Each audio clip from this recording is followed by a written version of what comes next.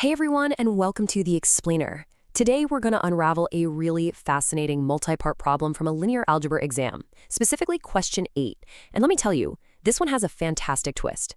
It starts off looking pretty standard, but where it ends up is super insightful.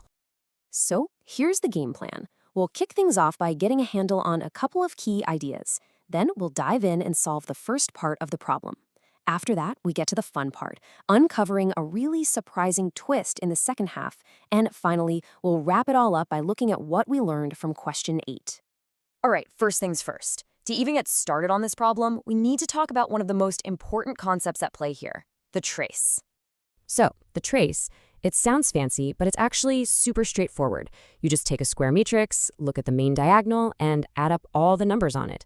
That's it. But here's what's so important for our problem. This very act of taking a matrix and spitting out a single number, that function is itself a linear transformation. And that idea is the foundation for everything we're about to solve.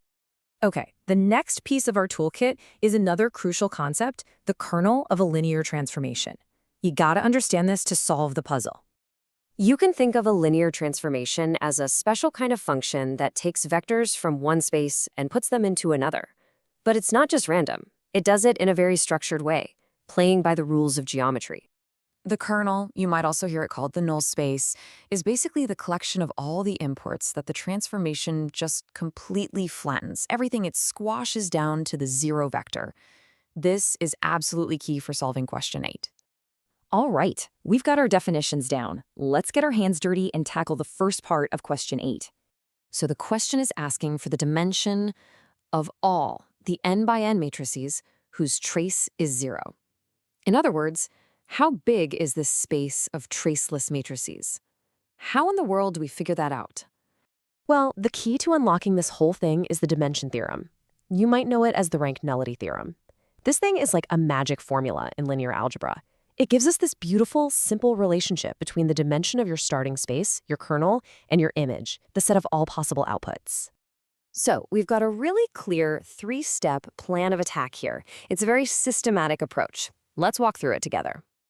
Okay, step 1, our starting space. That's all n by n matrices with real numbers. Its dimension? Easy, n squared. Now, step 2, the output, the image.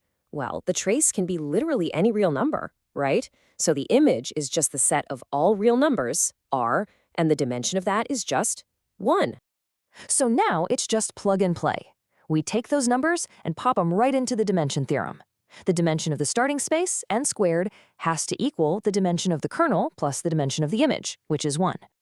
And a little bit of simple algebra later, boom, the dimension of the kernel is n squared minus 1. Part A, done and dusted. Okay, hold on to your hats because part B is where this problem gets really interesting. This is the curveball I was talking about. All right. Let's break this down. The problem gives us a new space, U. And what is U? It's the set of all 3 by 3 matrices with a trace of 0. Sound familiar? Then it asks us to prove that any linear map, and I mean any, from this space U into a 9-dimensional space has to have a kernel with a dimension of at least 1. The dimension theorem was our hero in part A, so you'd think we can just use it again here, right? Let's give it a shot. And here's the really clever part of this question. The space U they just defined, that's exactly the kernel we just solved for in part A, just for the specific case where n equals 3. So we already know its dimension. It's 3 squared minus 1, which is 8. Now, look closely at what's happening here. We have a transformation T that goes from an 8-dimensional space, our space U, into a 9-dimensional space. We're going from a smaller space to a bigger one. That should set off some alarm bells. Okay, let's just stick with the plan and apply the theorem to our new transformation T.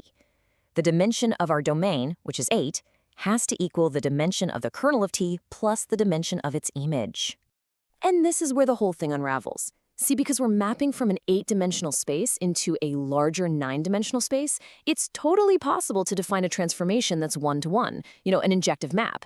If we did that, the image would perfectly preserve the starting space, so its dimension would be 8. So what happens if we plug that into our equation? We get 8 equals the dimension of the kernel plus 8. Well, that means the dimension of the kernel has to be 0, and that directly contradicts what the problem told us to prove. the statement itself, it's actually false. So, what's the big lesson here? What are we supposed to take away from this whole roller coaster of a problem? Question 8. Well, first, the dimension theorem is obviously a powerhouse tool. Second, we now know for sure that the space of n by n matrices with zero trace has a dimension of n squared minus 1. But the biggest lesson? Always check your dimensions. A map from a smaller space to a larger one can absolutely have a zero-dimensional kernel. And that means you have to think critically, even about the question you're given. Sometimes the whole point is that the statement can't be proven. And that really leaves us with a final, powerful idea, doesn't it? When a proof feels impossible, when you keep hitting a wall, maybe you should stop and ask, could the problem itself be the real puzzle? Is the statement I'm trying to prove even true? Thanks for diving into this one with me.